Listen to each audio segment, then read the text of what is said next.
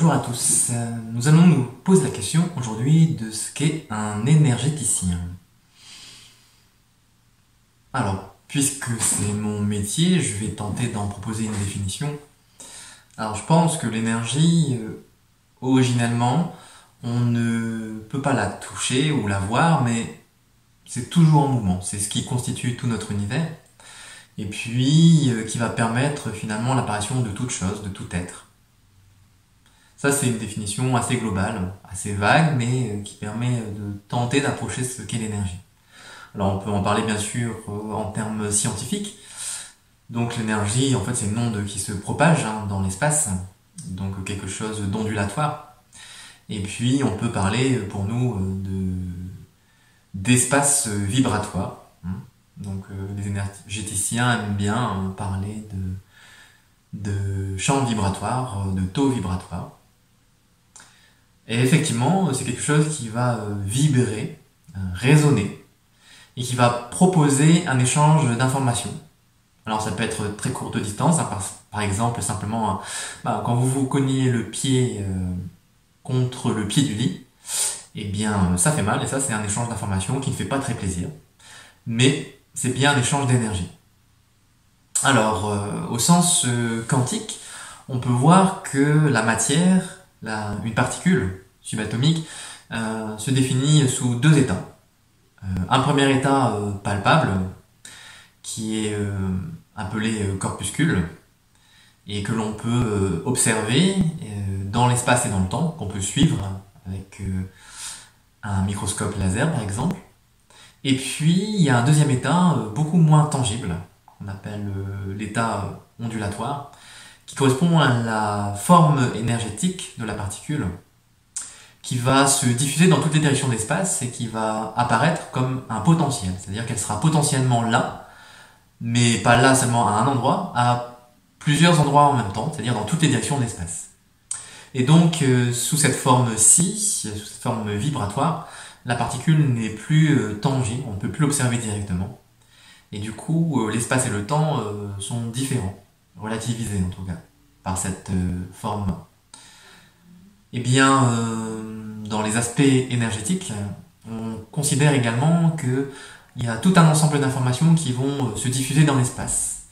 Et ceci également indépendamment parfois du temps. Donc, passé, présent, futur ne sont pas linéaires dans l'esprit de l'énergéticien, mais peuvent interagir les uns avec les autres sous forme peut-être de correspondance simultanée. Et c'est cet ensemble d'informations simultanées que l'on va capter et sur lequel on va pouvoir agir, entre guillemets, puisque finalement l'énergéticien est surtout un transmetteur d'informations plutôt qu'un fabricant, l'énergie existant déjà. Et nous faisons déjà partie de ce système, de cet ensemble. Et donc l'énergéticien, lui, va simplement capter ces énergies subtiles et leur permettre d'acheminer, d'arriver à bon port et d'aider la personne à se rétablir, à s'équilibrer énergétiquement.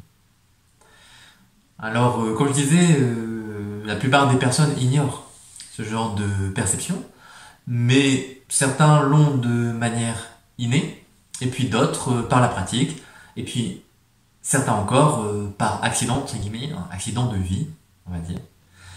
Alors, le champ vibratoire, eh bien, en fait, ça n'est pas que les organismes vivants, ce n'est pas que les organismes animés, mais également les objets.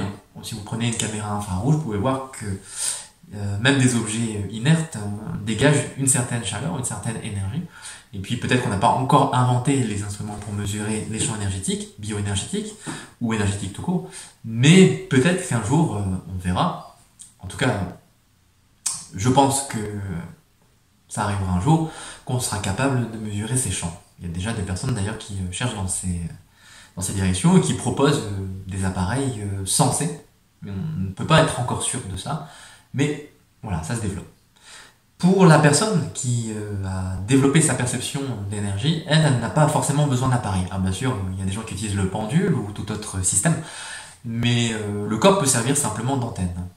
Les mains sont particulièrement sensibles, mais chaque cellule de notre corps finalement est réceptive à ces aspects vibratoires. Et donc on peut recevoir par la conscience l'ensemble de ces informations. Alors chaque magnétiseur, chaque énergéticien, chaque praticien a sa façon de faire, a sa façon de recevoir les choses ou d'émettre, mais cette expérience, c'est finalement une expérience de l'unité. Donc une unité sous forme variée, sous forme multiple, mais une expérience de l'unité. Et lorsque le praticien va travailler, finalement, il ne fait que entrer en résonance avec cette unité qui va se communiquer à la personne. Et, on l'espère, dans cette façon de faire vibrer à l'unisson deux corps, eh bien, on espère un équilibre et une régénération de l'organisme.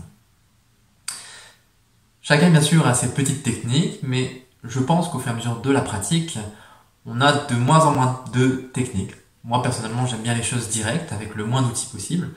Et du coup, j'ai été amené par l'expérience et les recherches, on va dire, à utiliser de moins en moins d'outils extérieurs et de plus en plus à ressentir en moi-même et être de plus en plus neutre dans le soin. Moins d'intention, beaucoup plus de présence. Et c'est aussi efficace.